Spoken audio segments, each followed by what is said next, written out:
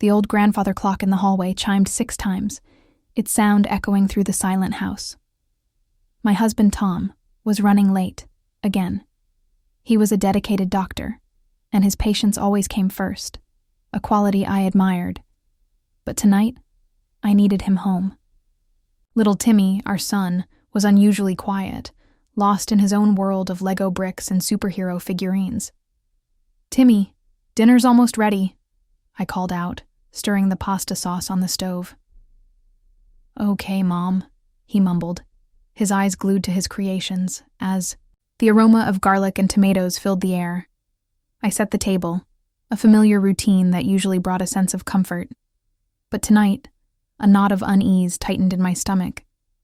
The news had been full of stories about petty crimes in our neighborhood, and the thought of being alone with Timmy made me anxious.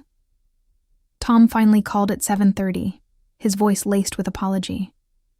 "Honey, I'm so sorry. There's been an emergency. I won't be home until late. Can you manage?" "Of course I can," I replied, trying to sound brave, but my voice wavered slightly. "Just be careful." After hanging up, I felt a wave of loneliness wash over me. Timmy seemed oblivious, happily munching on his pasta, but I couldn't shake off the feeling of vulnerability. We finished dinner in silence, broken only by Timmy's occasional Lego-related commentary. As I cleared the table, I heard a strange noise. Outside, a rustling in the bushes near the back window. My heart pounded in my chest. "Timmy, stay here," I whispered, grabbing a heavy kitchen knife from the drawer. Peeking through the curtains, I saw nothing. "Probably just a cat," I muttered, trying to reassure myself, but the unsettling feeling lingered. I locked all the doors and windows, double-checking each one, and turned on every light in the house, hoping to deter any unwanted visitors. Timmy, sensing my unease, came up to me and wrapped his small arms around my leg. "Mommy, are you scared?" he asked, his big blue eyes filled with concern. "No, sweetie, I'm just being careful," I replied, forcing a smile. "Let's watch a movie to take our minds off things." We settled on a Disney classic, but I couldn't concentrate. Every creak of the house, every gust of wind, sent shivers down my spine. I kept glancing at the windows, half expecting to see a shadowy figure lurking outside. Around 10 Timmy started to doze off.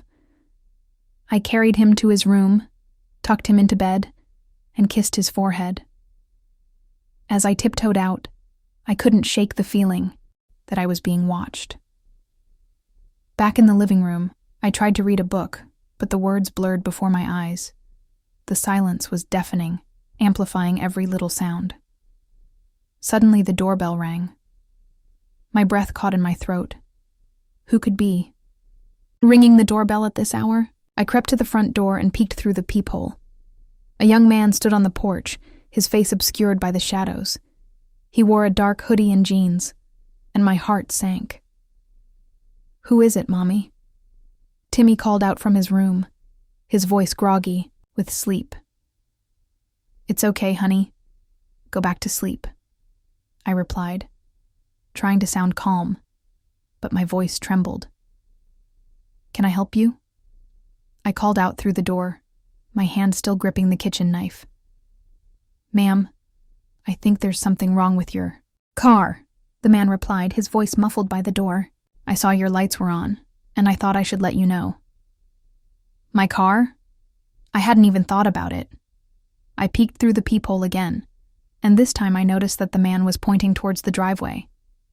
Hesitantly, I opened the door, a crack, the knife still hidden behind my back. "What's wrong with my car?" I asked, my voice barely above a whisper. "I think one of your tires is flat," he replied, stepping into the light. He looked harmless enough, but I couldn't shake off my suspicion. "I'll check it in the morning," I said, trying to close the door, but he stopped it with his foot. "Ma'am, it's not safe to drive on a flat tire," he insisted. "I can help you change it. I have a jack and everything in my car."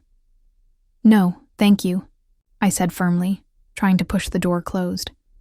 "I can handle it myself." but he wouldn't budge. "Please, ma'am, I insist. It's no trouble at all." I was starting to panic. He was blocking the doorway and I felt trapped. "I said no," I shouted, pushing the door with all my might. Suddenly, I heard a loud crash from inside the house.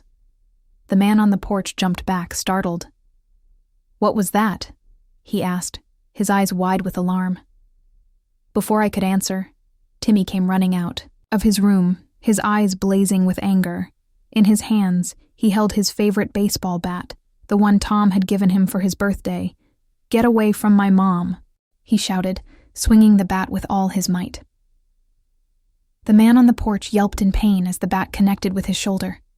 He stumbled backward, clutching his arm, and then took off running down the street. I couldn't believe what had just happened. Timmy, my shy, quiet little boy, had just defended me with a baseball bat. I ran to him and hugged him tightly. "Timmy, are you okay? Did he hurt you?" "I'm okay, Mom," he said, his voice trembling. "But I won't let anyone hurt you." I looked at him with pride and relief. My little boy was braver than I had ever imagined.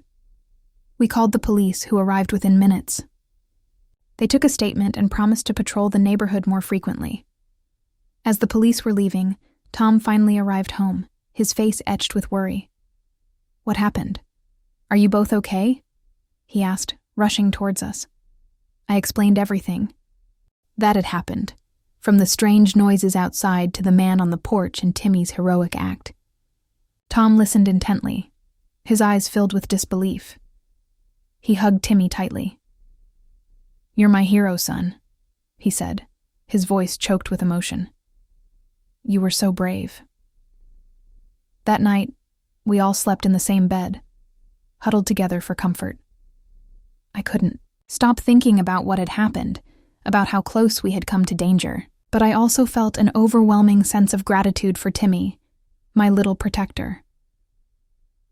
In the morning, we discovered that the man on the porch had indeed flattened one of our tires. The police suspected he had planned to lure me outside and then rob the house. Thanks to Timmy, his plan had been foiled. Life slowly returned to normal, but the experience had changed us. I was no longer as naive or trusting as I once was. I installed a security system and took self-defense classes. And Timmy?